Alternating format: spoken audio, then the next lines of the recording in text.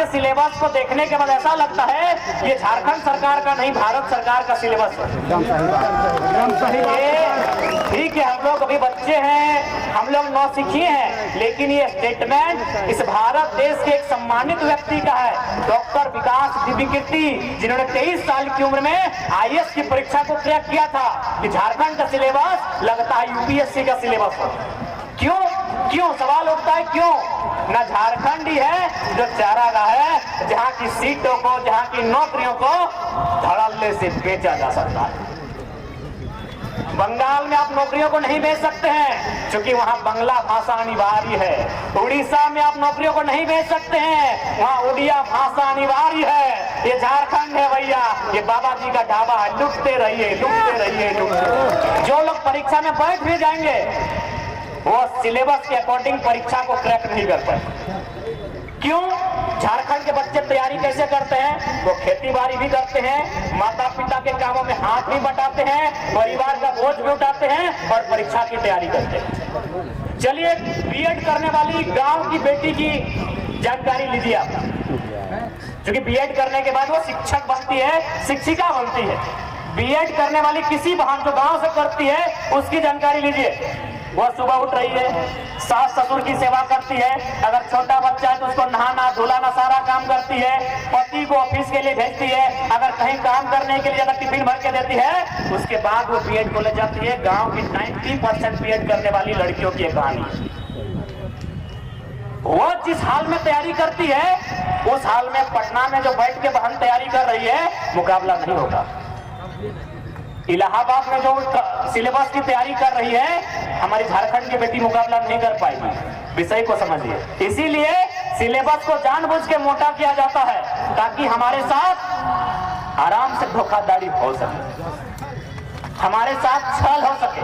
और सिलेबस तय कौन करते हैं? एक सवाल आता है, झारखंड में कोई भी मिनिस्टर हमें लगता है 1-2 हैं, जैसे doctor Lambodar Mahto PhD holder हैं, doctor Rameshwar Oraon PhD holder हैं, और 2-3 लोग पढ़े लिखे हैं जो मास्टर्स की उपाधि लिए हैं या फिर अच्छा पढ़ाई लिखाई किए हैं। लेकिन जो कैबिनेट में बैठे हैं, जो मंत्रिमंडल को संभाल रहे हैं, आप उनके क्वालिफिकेशन को गौर कीजिएगा।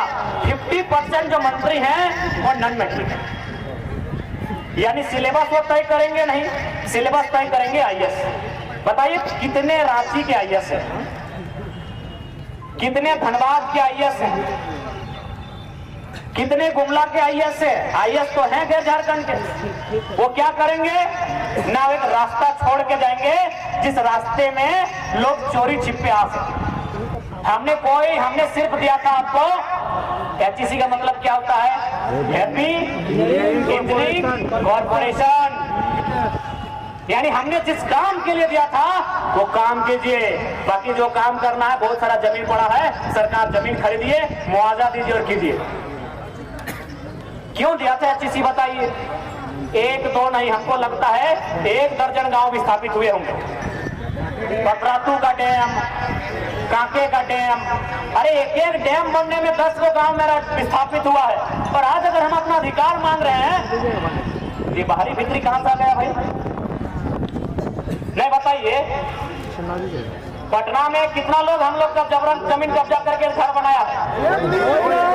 कलकत्ता में कितना लोग गोली मार के जमीन लिया है? भुवनेश्वर में कितना लोग मारपीट के जमीन लिया है?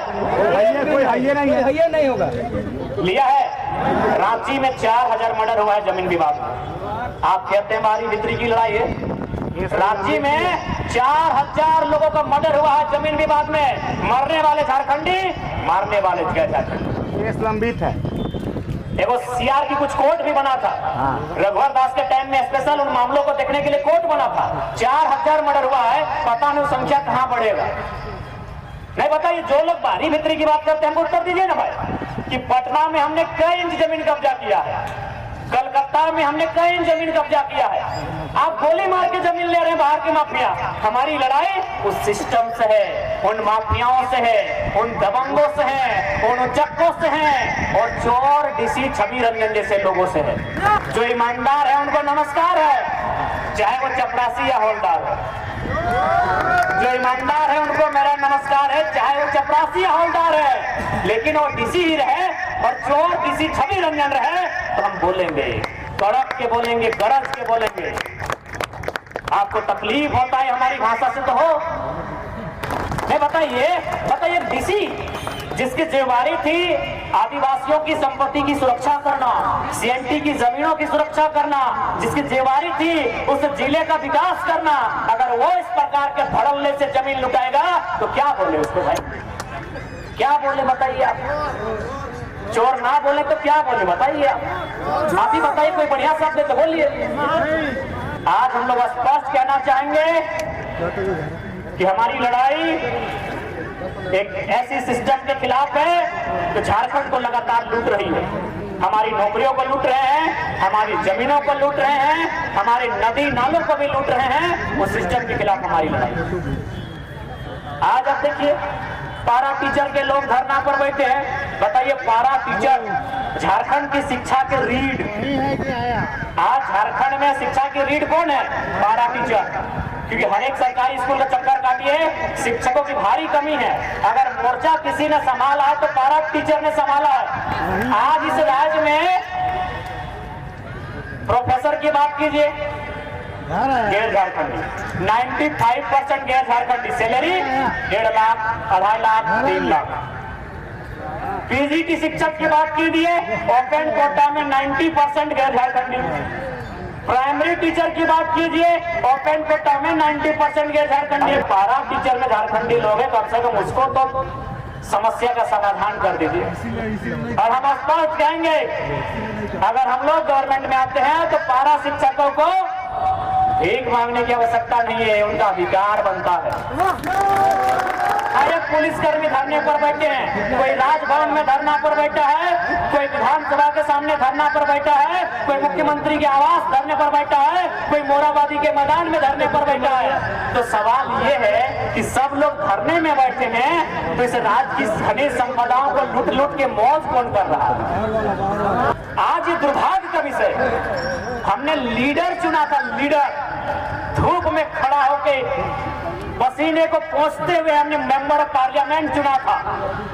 मई का महीना है ना, जब एमपी को वोट देते हैं, मई का महीना होता है। धूप में खड़ा होके पसीने को पोंछते हुए हमने लीडर चुना था, लेकिन दुर्भाग्य ये चाटुकार लोग दिल्ली में जाके डीलर बन गए। ये हमारे खनिजों का डील करते हैं, ये हमारे कोयले का डील करते हैं, ये हमारी माइका का डील करते हैं, ये यूरेनियम का डील करते हैं, और नहीं लास्ट में कुछ बचता है तो जेपीएससी जेएससी में जो सीटें हैं ये राज्यों को वहां डील करते हैं। इसलिए आज झारखंड को डीलर की नहीं लीडर की आवश्यकता है। सवाल बनता है कि लीडर कैसा होना चाहिए।